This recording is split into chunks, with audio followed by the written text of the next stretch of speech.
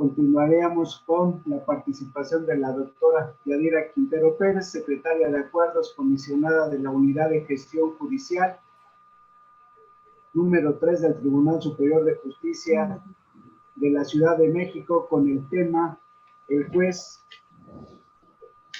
La doctora Quintero Pérez es egresada de la licenciatura en Derecho por la Universidad Nacional Autónoma de México. Ostenta la maestría en Proceso Penal y especialidad en Juicios. También ostenta la maestría en Proceso Penal y Juicios Orales, el doctorado en Derecho Penal. Ostenta también un doctorado honoris causa por el Instituto Mexicano de Líderes, el doctorado en Ciencias Penales por la Universidad de Tepantlaco y una especialidad en Derecho Procesal Penal por el Instituto Nacional de Ciencias Penales. También ha participado en diversos congresos, diplomados, cursos de capacitación y talleres, entre otros, como el Diplomado en Derechos Humanos y Tratados Internacionales, el curso en Perspectiva de Género, Jurisprudencia y Corte Interamericana de Derechos Humanos, Pensamiento Crítico y Psicología como herramientas para la impartición de justicia. En los talleres de ajustes razonables para el combate de la discriminación de las personas con discapacidad y perspectiva de género y psicología jurídica. También ha impartido conferencias magistrales en técnicas avanzadas de interrogatorio y contrainterrogatorio en el sistema penal acusatorio. Diplomado en sistemas internacionales de protección de los derechos humanos y foros en trata de personas. Ponente en el Congreso Internacional de Derecho Penal en la Universidad Nacional Autónoma de México. Ha impartido cátedra en el Instituto Nacional de Ciencias Penales como en la Universidad de Tepantlaco. Dentro de su trayectoria profesional ha ostentado diversos cargos como administrativo especializado, secretaria proyectista y secretario de acuerdos. En juzgados de primera instancia ya ha desempeñado cargos como jueza interina en el juzgado 14º, 12º y 37º, encontrándose actualmente comisionada en la Unidad de Gestión Judicial número 3. Dentro de sus reconocimientos a su labor en el primer Congreso Internacional de Derecho Penal por la Universidad Nacional Autónoma de México, y también ha recibido premios por los 20, 25 y 30 años del servicio en el Tribunal Superior de Justicia de la Ciudad de México. Recibamos a la doctora Quintero para la presentación que en este día tiene dentro de las jornadas de actualización pública. Adelante, doctora. Muchas gracias. Quiero agradecer al doctor Enrique González, el rector de esta institución educativa, por la invitación, y para mí es un gusto estar en esta audiencia jurídica en la jornada número 20 de actualización jurídica correspondiente a la contrarreforma o anteproyecto del sistema penal acusatorio. Mi tema correspondiente se va a referir a la labor del juez en esta reforma, que el juez participa tanto como juez de investigación, pero también que será el que dicte sentencia como incorporación de este anteproyecto. Antes de entrar en concreto con mi tema, y sin la intención de tener repeticiones de mis demás ponentes, obviamente desde la primera ponencia de la semana pasada se habló de la historia, incluyendo la del juez, y la importancia de su surgimiento con su investidura. Dentro de esta reforma 2008, el artículo 20 constitucional pues denominó el sistema como acusatorio o de justicia oral, pero además refirió como puntos torales o como génesis de dicho sistema diversos principios rectores que son importantes aquí mencionar, porque esto va a llevar consigo la labor del juzgador. Van a tener obligaciones con respecto a estos principios rectores, y entre ellos tenemos el de que sea acusatorio, que sea oral, el de contradicción, concentración, continuidad e inmediación. Y bueno, vamos a hablar de qué es acusatorio o por qué se señaló que fuera acusatorio.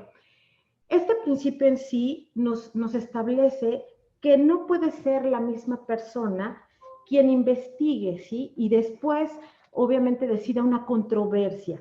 Hay delimitación de estos roles y entre ellos está que quien va a acusar, por eso es acusatorio, será la fiscalía, la que investigue, la que acuse. Entonces, hay un rol específico de la persona a quien va a acusar y quien va a solicitar que se judicialice una carpeta de investigación. El otro rol es de quien va a asesorar o quien va a defender. Esto es la víctima o el imputado, quien va a estar ante el juez incriminado de manera probable por un hecho que se señala como delito, y una víctima, la cual va a estar asesorada por un abogado, que es el asesor jurídico, y que también va a tener su rol específico. Y por último tenemos al juez. El juez, su labor solamente va a ser juzgar, va a ser resolver las controversias o las determinaciones que tenga que hacer en relación a las audiencias que se le vengan. Esto es, hay un control horizontal. Aquí tengo que resaltar, no existiría un proceso sin una acusación, por eso es acusatorio. Y en este sentido, quien acusa es evidente que no puede juzgar. Esa es una de las reglas esenciales en este sistema. Y el principio acusatorio lo comprende. Uno, la necesidad de una acción. Esto es, un presupuesto entre el juicio y la condena. Debe de existir este presupuesto porque si no, tampoco existiría ese sistema. Punto número 2, la correlación entre la acusación de la sentencia y el sentenciado, de la acusación y la sentencia. Esto es, refiriéndose al fallo mismo. No es posible condenar por un hecho delictivo punible distinto del que fue objeto. Esto es, el que no exista en la litis, en la acusación, y menos aún a un sujeto diverso a quien se le imputó el hecho y después se le acusó. Como punto número 3 o punto toral dentro de este sistema acusatorio es la prohibición del reformato impeius. Esto es un privilegio en la exigencia del contenido de la acusación y se va a extender de manera definitiva a las diferentes instancias. Es reformar, pero no en perjuicio, ¿sí? No en perjuicio de quien se le está acusando. Siendo así que tenemos por qué es acusatorio, seguiremos con la oralidad. ¿Por qué se llama oral? Porque estos actos procesales que van a existir dentro de este proceso o de este sistema será oral, esto es, en audiencias, al 100%. El 20 constitucional, fracción cuarta, apartado A, nos refiere precisamente que estos actos deben de ser orales. ¿Hay excepciones? Sí, hay excepciones. La prueba anticipada es una de ellas. En relación a la publicidad, vemos que esas actuaciones judiciales que lleva a cabo el juzgador deben de ser públicas. Esto está plasmado en nuestro artículo 20 constitucional, apartado A, fracción cuarta, que nos da precisamente la obligación que tiene el sistema de que la presentación de los argumentos que hagan las partes, así como el desahogo de las mismas, es decir, de los medios de prueba, del órgano de prueba, se realicen públicamente. ¿Y por qué decimos públicamente? Bueno, sí efectivamente tiene fallas este sistema, pero en nuestro Código Nacional nos habla como derecho del imputado en el artículo 113, fracción décima, que debe de ser juzgado en audiencia por un tribunal. Aun y cuando no diga que sea de manera pública, tenemos otros preceptos dentro del mismo ordenamiento adjetivo que nos refieren esa publicidad en relación a las audiencias. Y van a ser referidas en los artículos 55 y 348 del Código Nacional. ¿Y a qué se refiere esto, estas excepciones de publicidad? En el primero de los preceptos se va a referir a que el juez puede limitar la audiencia de la sala en cuanto a que existan personas que porten distintivos u objetos peligrosos o por el desarrollo mismo o la seguridad de la audiencia. El precepto 348 refiere en su contenido el principio de publicidad en el que se deberá asegurar, el juez deberá asegurar, entre otros principios que establece, el de publicidad. ¿Esto a qué nos conlleva? Bueno, el efecto de esta publicidad es un efecto social a través de la pena, y lo que se requiere o se pide es una prevención. ¿Por qué? Por miedo, por intimidación. Le vamos a imponer a la sociedad valores. Esto es, hay una cuestión de política criminal para controlar estos actos a través de la administración de justicia. Hay una protección de derechos, de garantías de los sujetos a través de un control social, y el ciudadano se va a orientar. Esto es, va a tener esa información de que hay una consecuencia si existe conductas como las que se están llevando a cabo en una audiencia. Y también podemos verificar como efecto de esa publicidad la correcta actuación de los funcionarios públicos, entre ellos obviamente el juzgador o el órgano jurisdiccional que en ese momento se encuentra a cargo de esa audiencia. Dentro de lo que es la legislación internacional, tenemos que el artículo 10 de la Declaración Universal de los Derechos Humanos establece precisamente esta publicidad. El artículo 14.1 del Pacto Internacional de Derechos Civiles y Políticos nos refiere que una persona tiene que ser oída y vencida públicamente ante un tribunal competente. Así contamos con el principio de contradicción. El principio de contradicción también nos da la posibilidad de argumentar, de controvertir planteamientos o proposiciones hacia mi contrario, pero esto a través de la audiencia ante el juez. ¿Qué preceptos están avalando estas circunstancias o este derecho? La fracción 3, 4 y 6 del artículo 20 constitucional en el apartado A. Y estos mencionados nos refieren que solamente se tendrá como prueba aquella que sea desahogada en juicio, ¿sí? La que observe el juez. No hay prueba sin juez. La obtención de la prueba tiene que ser, obviamente, producida en juicio. ¿Hay una excepción? Sí. Como ya les mencioné, la prueba anticipada o la prueba irreproducible es la que puede referirse antes de ese momento de la etapa de juicio, pero con sus respectivas requisitos y circunstancias a las que se deba seguir. El artículo 6 del Código Nacional de Procedimientos Penales nos refiere que nadie puede ser condenado si no ha sido oído y vencido en juicio. Entonces, tan importante es este principio de contradicción porque debe de escucharse a ambas partes. El juez debe de hacerlo en la audiencia, que tiene que ser pública. El principio de concentración se refiere a que estos actos deben de concentrarse, es decir, hay una unidad, ¿sí? Nuestros actos deben de concentrarse como una unidad, una finalidad. Las partes deben de intervenir de manera sucesiva y sin perder esa continuidad. ¿Qué artículo tenemos? El 8 del Código Nacional de Procedimientos Penales nos dice ese principio. Y tenemos también el de continuidad.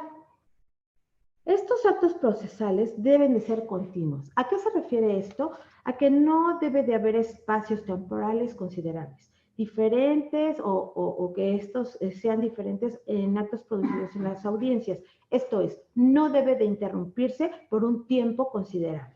Artículo 7 del Código Nacional de Procedimientos Penales nos dice que solo podría ser, que tienen que ser continuos, no debe de interrumpirse.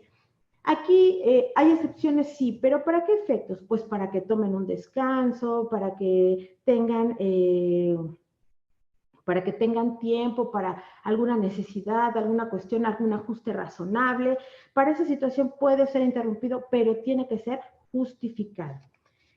La Declaración de los Derechos y Deberes del Hombre, en el artículo 18, nos habla que debe de existir un proceso sencillo, breve, y el artículo 25 nos dice que debe de ser juzgado sin dilaciones. Entonces, nuestro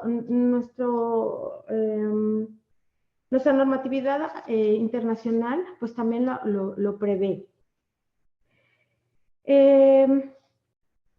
La inmediación, que es donde quiero llevar a un punto sumamente importante en la inmediación, porque es el deber del juez. No solamente es un principio toral, rector, sino también es un deber del juez. ¿Y a qué me refiero con esto? Se observa claramente que contempla que el juez siempre debe de estar resolviendo, debe de conocer directamente para resolver la controversia. Por eso debe de estar presente durante el desarrollo de cualquier audiencia que sea pública. Bueno, aún y cuando no sea pública, que haya sus excepciones, pero debe de estar presente. No hay diligencia, será nula la que no sea presenciada por un juez. Pero además, dentro de nuestro código existe la diferencia de las figuras de estos órganos jurisdiccionales. Esto es, nos dice quiénes son esos órganos y cuál es su competencia de cada uno. Esto es, el juez de control es el que va a tomar las determinaciones, las resoluciones durante todo el proceso hasta llegar a la autoapertura de juicio oral. O sea, tenemos esas determinaciones. ¿Qué otro órgano jurisdiccional? El de juicio oral, tribunal de enjuiciamiento o el unitario. Que esto se va a referir al que su competencia va a ser el que va a intervenir en la audiencia del juicio y culmina su intervención en estar presente en la audiencia del juicio oral. Y por último, tenemos el Tribunal de Alzada, que se va a referir, o su competencia va a ser solamente los medios de impugnación a los cuales no estén de acuerdo dentro de las actuaciones de estos dos órganos jurisdiccionales, entre otros. En este sentido, puedo externar que estos juzgadores siempre van a operar con una metodología de audiencias, no de expedientes, no de carpetas, como antes lo hacíamos en el sistema que le decimos ahora nuestro sistema inquisitivo. Por ello, sus decisiones van a versar precisamente en lo que las partes exponen, llamadas proposiciones durante una audiencia. Estos principios que he mencionado y que han estado plasmados en el párrafo inicial del artículo 20 constitucional también se van a encontrar contemplados en el Código Nacional de Procedimientos Penales. Retomaré el de inmediación porque en esto se derivan otros principios que atañen única y exclusivamente al juzgador, porque se trata precisamente de que conozca directamente, esto es, por sí mismo, para resolver la controversia, y va a implicar dos clases de inmediación. La primera va a ser formal y la segunda material. En la formal, el juez va a observar por sí mismo la recepción de la prueba, es decir, va a estar presente, él va a observar características, la forma de actuar, la forma en la que se desenvuelve ese órgano de prueba y cómo se incorpora, obviamente con las técnicas de litigación que corresponden. Y en relación a la segunda o la material, se va a referir precisamente donde el juzgador va a empezar a extraer esos hechos que fueron fuente de prueba, es decir, las va a empezar a valorar de manera clara, transparente y espontánea, porque él no tenía conocimiento de ningún medio de prueba antes de ese momento. Y no va a utilizar ningún equivalente probatorio, esto es, no va a ser con base en una valoración tasada, sino se va a dedicar precisamente a un juicio de razón, a la lógica, a las máximas de la experiencia, a un razonamiento en donde él tiene que argumentar el por qué va a estimar o a desestimar esos medios de prueba. Artículo 20 constitucional, apartado A, fracción segunda y el 9 del Código Nacional. De estos principios relacionados con el juzgador, se van a referir a exigencias que prevé la ley hacia el juez, que van a traducirse en los contenidos a las fracciones 2, 4, 6 y 8 del mismo 20 constitucional en su apartado A. La primera en la que yo he referido es estar presente en toda audiencia. Es decir, no puede delegar ni su presencia ni su valoración a una persona diferente. Pero algo más importante que esto es que no pueda ser o no deberá haber conocido previamente del caso. Y esto tenemos o debemos estudiar también ese principio de imparcialidad. Aquí es donde comienza la controversia precisamente del anteproyecto que se estudia. Otra de las obligaciones del juez, antes de entrar a esto, es los principios que hablan de cualquier cuestión que trate, que tenga que ver con las partes. Es decir, cualquier cosa que tenga que realizar o que tenga que resolver de una de las partes, siempre tiene que estar en presencia la otra. ¿Por qué? Porque si no, atentaría contra ese principio de imparcialidad, porque debe de estar presente. ¿Hay excepciones? Sí. ¿Cuál es? La orden de aprehensión, en donde únicamente estará presente el Ministerio Público en una audiencia privada para efecto de solicitar o no una orden de aprehensión con los requisitos que establezca la Constitución. En relación a estos principios que rigen las obligaciones del juez, es en relación a que la condena o fallo que él emita debe de tener una rotunda convicción. Esto es, que la culpabilidad del imputado esté completamente convencido y por eso se le llama que esté más allá de toda duda razonable, tomando en consideración los tipos de valoración de la prueba para poder emitir su fallo. Luego, entonces, la fracción segunda del artículo 20 constitucional, apartado A, habla precisamente de esa inmediación. El 342 del Código Nacional nos refiere en la fase intermedia que aquí es donde precisamente debe de ser obligatoria las categorías de los juzgadores, como ya les dije, que es precisamente el juez de control, el Tribunal de Enjuiciamiento y el Tribunal de Alzada. Artículo 133, ¿sí? Que es el que va a conocer, como ya les dije, de la etapa de investigación hasta el dictado de la apertura a juicio. El Tribunal de Enjuiciamiento, que presidirá la audiencia de juicio y será el encargado del fallo. Y por último, pues el Tribunal de Alzada. Si estas competencias no se obedecieran, estaríamos violando, pues, derechos fundamentales.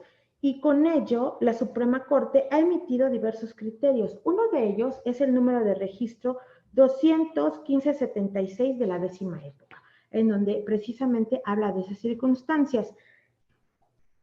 Con respecto a la observancia del principio de contradicción, en cuanto a los asuntos que pueda tratar el órgano jurisdiccional con alguna de las partes, yo lo referí, debe de estar siempre con la contraparte escuchando, salvo lo que ya les comenté de la orden de aprehensión. Dicho lo anterior, voy a abarcar el principio del juzgador relacionado con la fracción cuarta del artículo 20 en su apartado A, y esto es, que el juzgador no haya conocido antes del caso previamente al juicio. Aquí no vamos a hablar precisamente de competencia del órgano jurisdiccional, como yo se los dije, cuando tenemos ciertas obligaciones o competencias en cada uno de ellos, juez de control o juez de juicio. Es decir, este principio va a emanar en función a cada caso. Esto es, no va a ser obligatorio por el hecho de que se trate de un juez de control o de tribunal de enjuiciamiento, sino porque lo importante o primordial aquí va a ser cuidar la imparcialidad del juzgador, porque de ninguna manera podrá conocer del juicio ni podrá intervenir en en algún juicio si ya estuvo constituido previamente como órgano jurisdiccional en otras etapas. Lo que quiero resaltar aquí es que lo que generamos es un mecanismo. ¿Para qué? Bueno, para salvaguardar la imparcialidad del juzgador, elevada a una independencia del juez. Esto es, no debe de estar influenciado por nadie, ¿sí? El órgano jurisdiccional debe de ser independiente de todo poder estatal. Es decir, el Estado aquí no tiene nada que ver. No puede influenciar en consideración al caso que está llevando a cabo. Esta llamada imparcialidad frente a un caso concreto también está determinada por la relación del juzgado con el caso mismo. ¿A qué me refiero con esto? Bueno, según su objeto, comprendida la actividad previa de los jueces, referida al caso y los protagonistas del conflicto, él tiene que caracterizarse con motivos imparciales, porque si no, tendríamos la sospecha de que fuera parcial esa determinación del juez, ¿sí? Y obviamente no podemos tratar aquí criterios generales del juzgador para emitir un fallo, ¿sí? O su relación con los poderes del Estado. De ninguna manera puede influenciarse con ello, sino que se va a tratar de una relación especial como persona física a la cual se le va a encargar de juzgar un caso que va a ser sometido a su juicio con independencia. Eso es lo importante o lo primordial o lo que tenemos que resaltar de este sistema. El juez debe de ser independiente, no influenciable y debe de ser imparcial a toda costa. De ninguna manera puede estar metiéndose en labores o en investigaciones que no le competen, porque él no es investigador, él solamente su delimitación de acuerdo a nuestro principio principio acusatorio es que él va a juzgar. Teniendo como base estos principios fundamentales en este sistema y sobre todo para los juzgadores, va a ser muy importante retomar el anteproyecto del Código Nacional con la finalidad de analizarlo, ya que proponen cambios para mí muy ortodoxos, fuera de lugar y que regresaríamos obviamente a un sistema inquisitivo, a un tradicional del que venimos oyendo. Con la finalidad de que pues corrijan errores del Ministerio Público, de los policías de investigación, llamados también primeros respondientes, los que llegan a la noticia criminis, y pretenden que los juzgadores se encuentren interesados en la investigación, pero además que sea el que conozca también del juicio al momento de su desahogo y ellos emitan el fallo. Creo que es algo que no es factible, no podemos ser juez y parte aquí. Tendríamos con eso la balanza declinada hacia el Ministerio Público y la desventaja hacia la defensa sería enorme, como lo hacíamos antes. Nosotros como juzgadores en el tradicional, ¿qué hacíamos?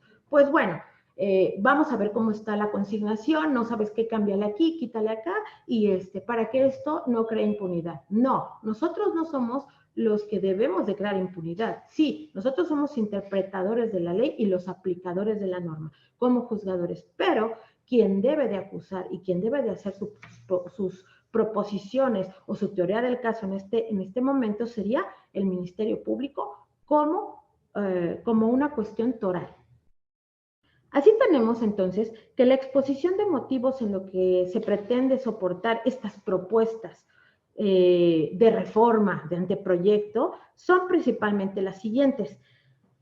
Se va a poner de manifiesto en dicho anteproyecto que con la reforma del 2008, que fue implementada en el 2016, bueno, tuvo por objeto establecer normas jurídicas que habrían de observarse durante el proceso penal que permitieran esclarecer los hechos, proteger al inocente, reparar las víctimas y evitar la impunidad, así como garantizar ese acceso a la justicia, en un marco de respeto a los derechos humanos, reconocidos no solo por la Constitución, sino también por los tratados internacionales. Circunstancias que se encuentran como objeto en la Constitución, en nuestro artículo 20. Sin embargo, va a existir dentro de esta exposición de motivos la inconformidad, amén de que una reforma avanzada no ha surtido efectos. ¿Por qué? Porque estos resultados los emiten o los señalan por la ineficiencia de los sistemas, los procedimientos de investigación criminal, que son a cargo obviamente del Ministerio Público, de la policía a su mando, así como la falta de condiciones para que las víctimas puedan estar en posibilidad de emitir su denuncia o querella. Y con ello se crea impunidad, externando fallas por parte de ¿quién? Del Estado, para garantizar seguridad jurídica, seguridad pública, y esto lo exige la sociedad. En este sentido, pues el dedo flamígero se va a dirigir necesariamente a la deficiente capacitación de los operadores jurídicos del sistema.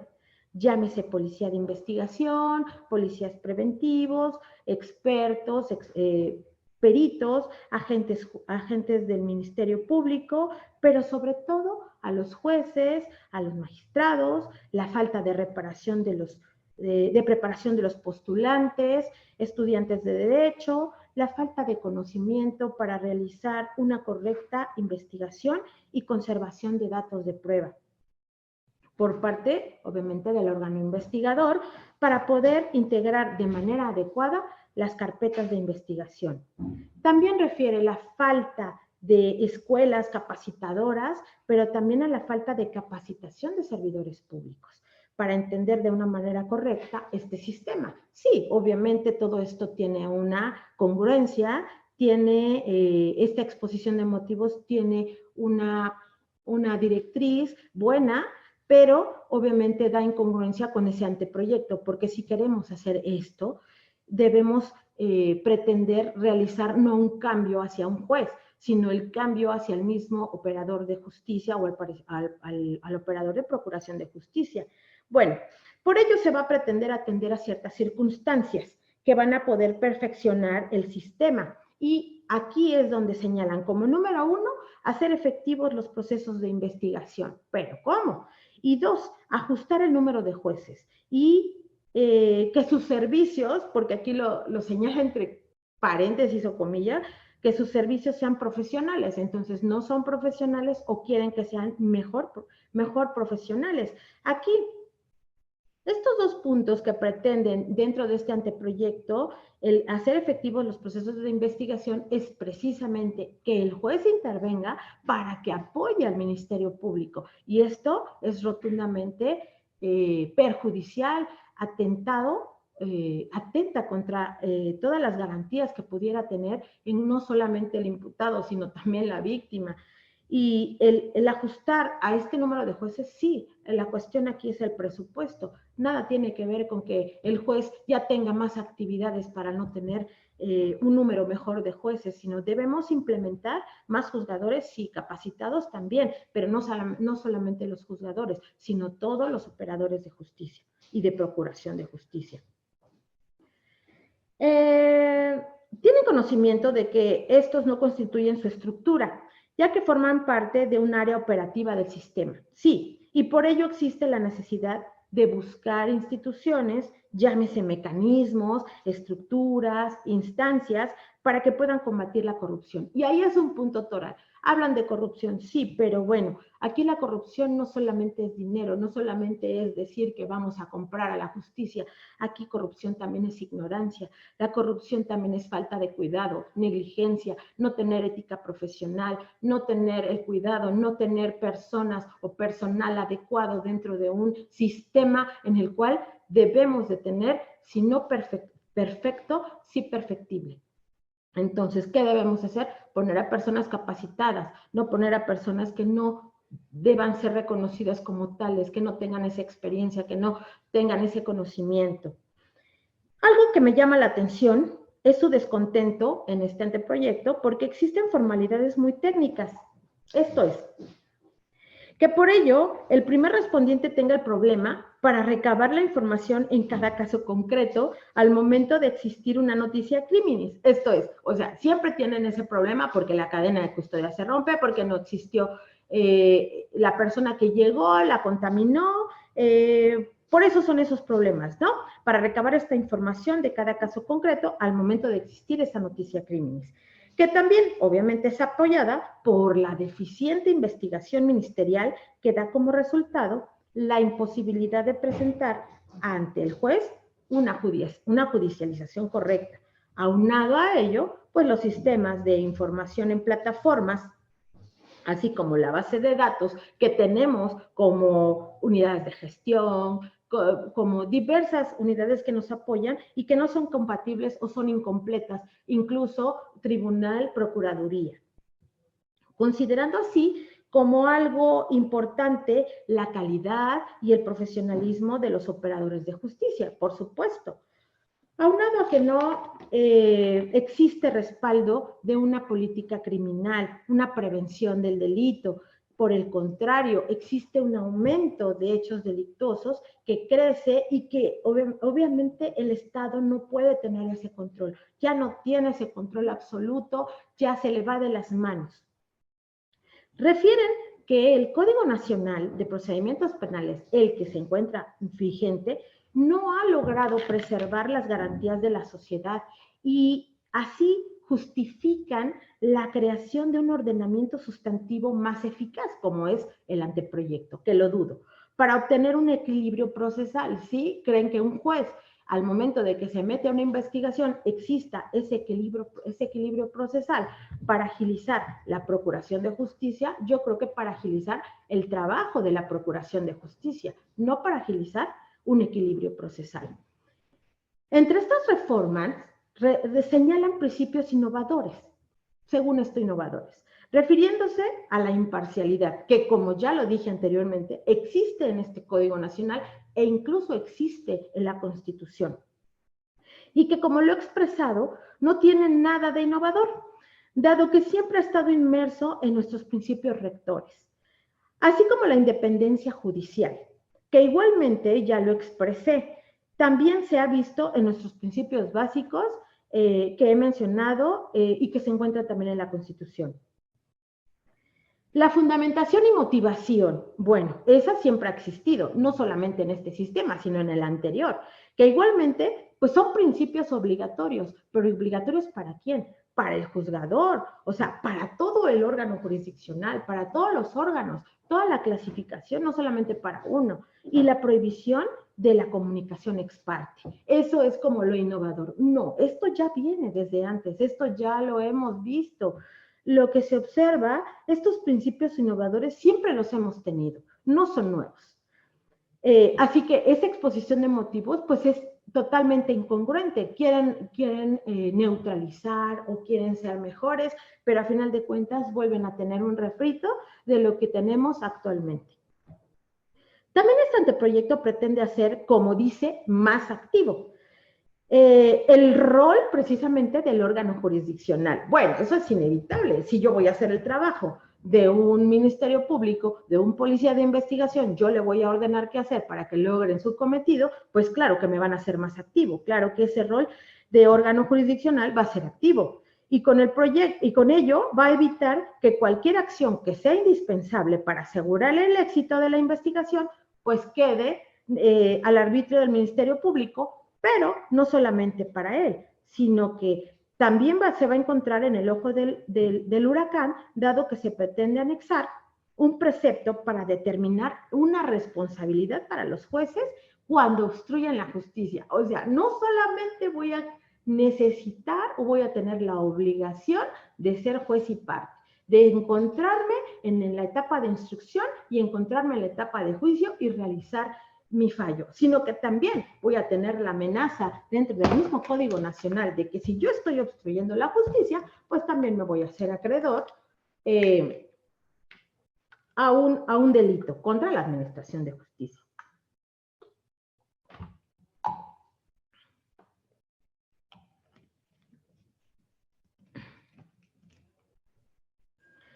Como se explicó anteriormente por otras ponencias, se modificaron las etapas del procedimiento y obviamente en lugar de tener 3, vamos a tener 2, que son la de investigación y la de juicio. Pero algo sumamente importante es que la participación de los jueces se vuelve activa, como ya lo dije, desde la investigación, por lo que también el juez será responsable de llevar a cabo la investigación. Ello cuando no existe un denunciante o cuando se trata de personas morales, por medio de su representante y por los menores a través de su tutor. Van a proponer que el proceso sea dirigido por un único juez, con excepción de una reposición de juicio. Y la justificación que dan para que puedan intervenir el juzgador es con la finalidad de que se sensibilice con los actos delictivos desde el inicio. Yo me pregunto, ¿será que existe esta sensibilidad hacia el órgano jurisdiccional de estos actos delictivos desde un inicio? Yo creo que en lugar de una sensibilidad va a ser un prejuzgamiento. E incluso el juez aquí en este anteproyecto dicen, le podrá ordenar al Ministerio Público que dé inicio a una investigación y ambos podrán conocer del desarrollo de la misma. O sea, vamos a estar a la par que el Ministerio Público para investigar y yo voy a estar observando que lo que haces esté correcto. Ahí te voy a ir dirigiendo. Y obviamente yo, como juez de la investigación, también cuando me traigas ese expediente o esa carpeta ya judicializada a mis manos, voy a ser el mismo que voy a dictar la sentencia. No, pues obviamente tiene que ser condenatoria porque yo no le veo otro caso. ¿Qué vamos a hacer? Números. ¿Qué vamos a dirigir? Pues expedientes para que todos, por medio de nuestra directriz, sean números para que fluyan a una sentencia condenatoria. Esto es totalmente arbitrario y totalmente violatorio de garantías, y no solo para el imputado, sino para el legítimo derecho de defensa. ¿Dónde está su seguridad jurídica? Aquí en este anteproyecto toman como estandarte la contribución del acceso a la justicia, en la aplicación del derecho, que el resolver el conflicto que surja con motivo de la comisión de un delito, previendo las tres funciones. Pues sí, la jurisdiccional, la ministerial y la policial. Pues obviamente si están fallos en uno, el juez les va a ayudar. Si están en la cuestión ministerial, también le va a ayudar al Ministerio Público. Esto no es posible. De estas proposiciones del anteproyecto se evidencia algunas modificaciones. Sin embargo, ese ajuste no es lo que se propone. Ya que de hacerlo, existiría una total y absoluta de tentación contra los derechos humanos. Es cierto que debemos contar con un derecho eficaz y de la implementación de un mecanismo que realmente evalúe al órgano operador de justicia. Yo en eso estoy de acuerdo. Debe de haber un revisor, debe existir alguien que observe al juez que realmente está haciendo bien su trabajo, así como las legislaciones alrededor de él, también que le apoyen para que pueda ser un buen juez, para que pueda emitir su fallo de manera legal, de manera legítima. Pero de acuerdo a la exposición de motivos, lo que debemos hacer es mejorar una enseñanza del derecho penal en los institutos de educación, en el sentido de dejar atrás esos esquemas obsoletos, de no regresar a un sistema que huimos porque no era eficaz. El proyecto de iniciativa de ley no señala características ni principios. Además, se eliminan las figuras centrales de justicia oral y ponen al mismo nivel a los jueces de control con los que emiten las sentencias, que esto es incorrecto. Lo que no es correcto, y menos aún, que se invada esa esfera de imparcialidad, que como ya dije es indispensable para el juez, porque precisamente uno de los principios rectores que habla que el juez no debe estar contaminado y ni debe de saber previamente del juicio o de la carpeta que vaya a resolver. Por ende, atentaría contra esos derechos humanos que hemos estado salvaguardando al momento en que cambió este sistema, que es ahora más garantista. Quieren volver a un sistema inquisitivo, en donde el control sea nuevamente vertical y no horizontal como el que tenemos. Que el juez prejuzgue antes de contar con elementos que le den las partes, que son efectivamente las encargadas y las obligadas de proponerlas ante el juez de control o ante el juez de juicio oral o el tribunal de enjuiciamiento. El proyecto de reforma permitiría llevar un proceso penal con menor cuidado de estos derechos, sin tener criterios acotados. Al no haber sido aprobada aún, ni contar con estos códigos emanados al respecto, pues desconocemos cómo vaya a operar el proceso y no tendríamos un adecuado control judicial que puede tornarse también en un abuso.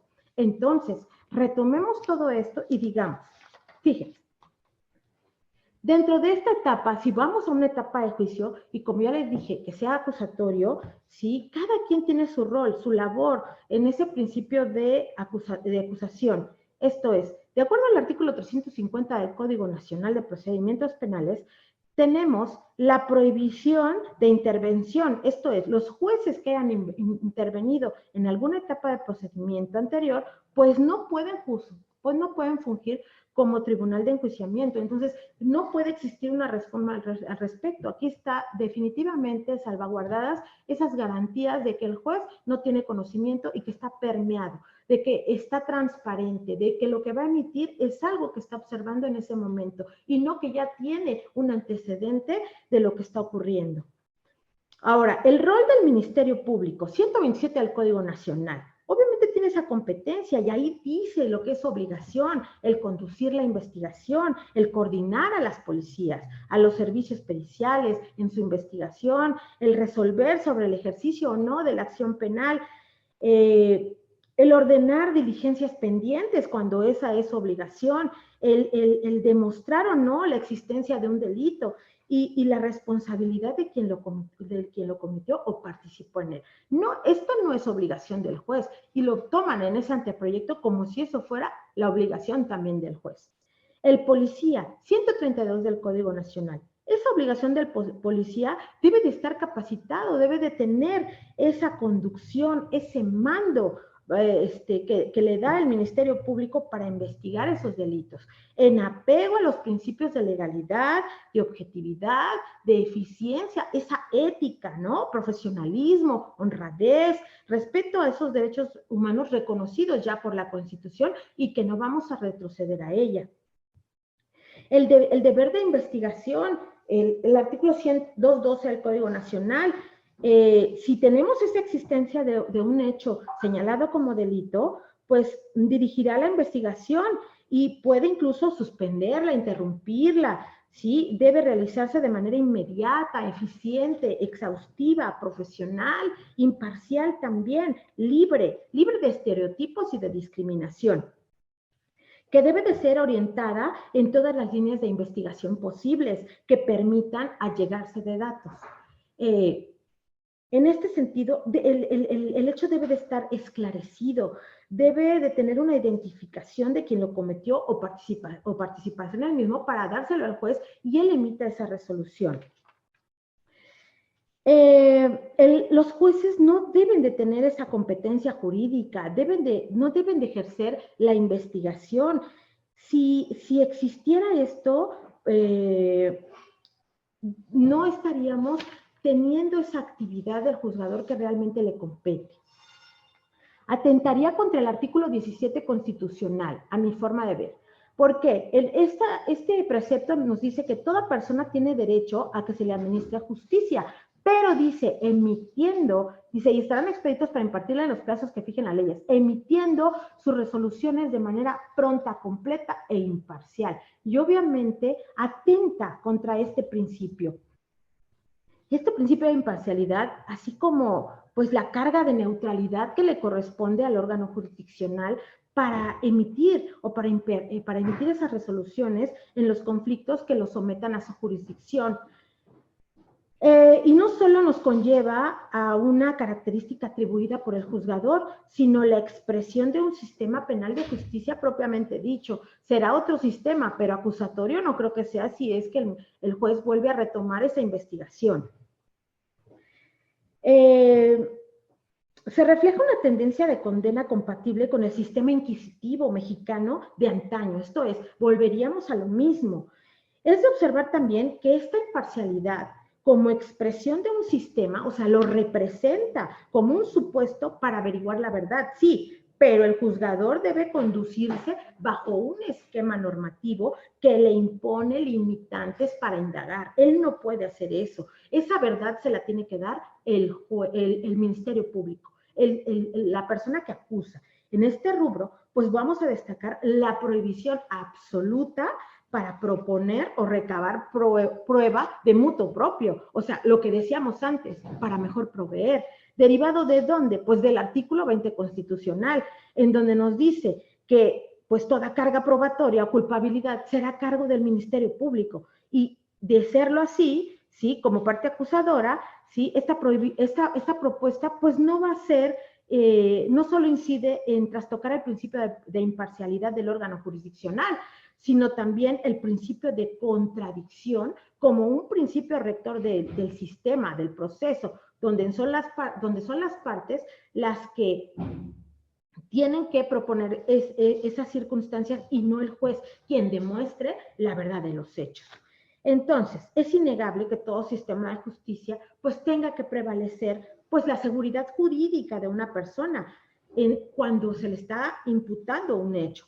Pues debemos tener la certeza de que será acusado por un órgano distinto a aquel que deberá ser juzgado y por tanto la autoridad judicial no debe encontrarse viciada en razón del conocimiento previo del asunto, pues ello admitiría una garantía de certeza del hecho y sobre todo el derecho a un juez de no ser contaminado en esos términos. Si esto lo hiciéramos con ese anteproyecto, ¿sí?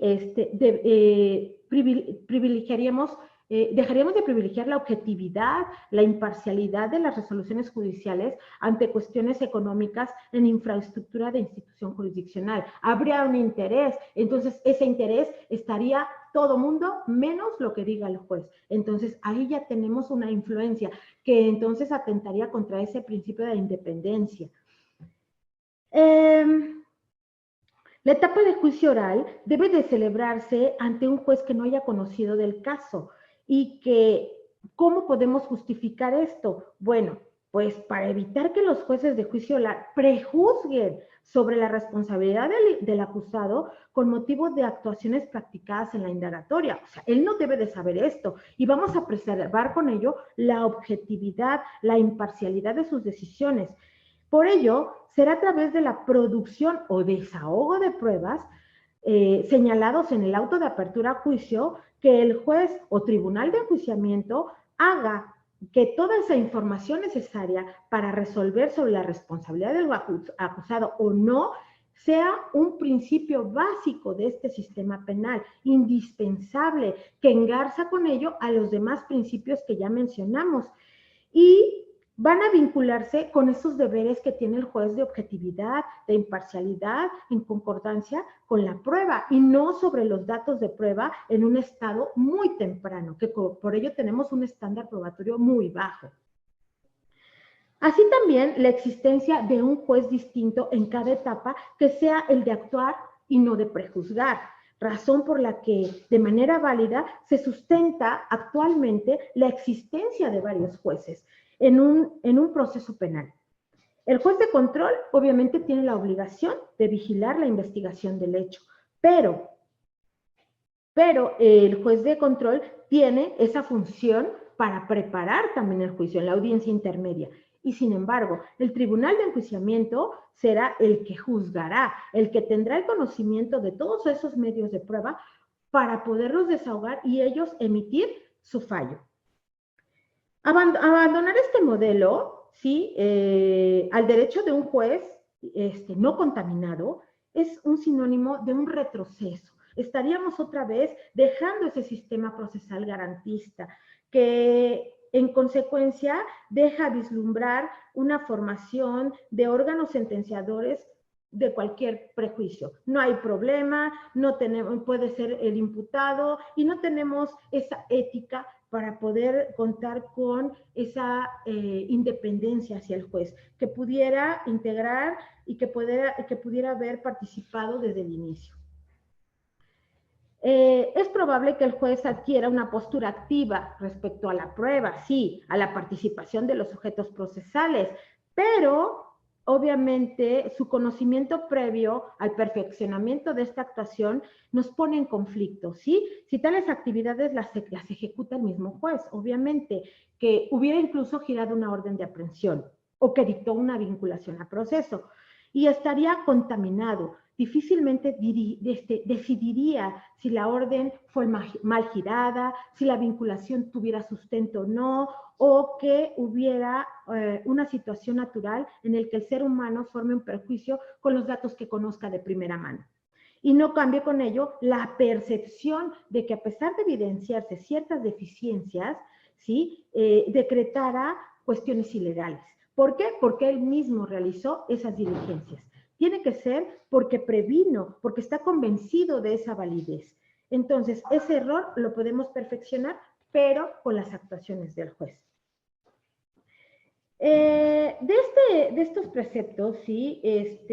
Debemos tener que existen jurisprudencias localizables en la 10ª época y que nos hablan precisamente de este tenor, ¿sí? En cuanto dice que si bien es cierto, el juez que conoce de la vinculación de proceso debe de ser el mismo que conozca de la imputación, pero no significa que sea el mismo que conozca de un juicio. Tan es así que está prohibido. La intención del juez distinto en cada etapa es la de actuar sin prejuzgar, razón por la cual válidamente sí existen varios jueces en un mismo proceso penal y debe de ser un juez de control el que vigile y obviamente en la etapa intermedia el que valore, el que depure pruebas y al final otro que es de juicio oral quien finalmente juzgue.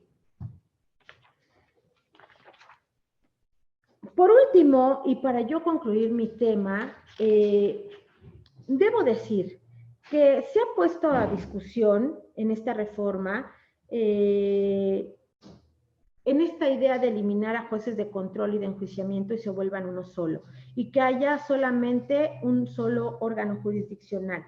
¿Por qué? Porque nos llevaría a cuestionarnos, si una persona es denunciada y es llevada ante un juez, y ese juez es el mismo que pudiera investigarlo y lo sujeta a un proceso penal y posteriormente lo sentencia, ¿en realidad tendría una posibilidad de defensa real esa persona? En realidad estaría considerado bajo la idea de la presunción de inocencia, porque eso tiene que prevalecer. En el anteproyecto prevalece la presunción de responsabilidad. ¿Y será posible entonces que en la etapa de juicio no sea juzgado bajo la presunción de inocencia y sea entonces esa presunción de responsabilidad? Mi respuesta es no.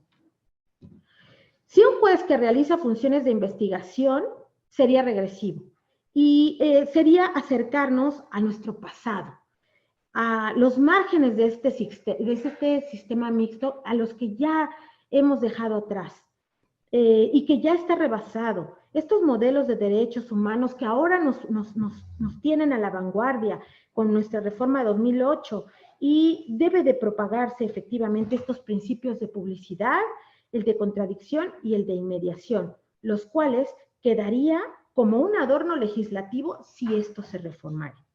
De mi parte, pues es todo. Muchas gracias. Tenemos más que decir, pero el tiempo es corto y pues bueno, espero que esto haya servido. Señor rector, muchas gracias. Estoy a sus órdenes.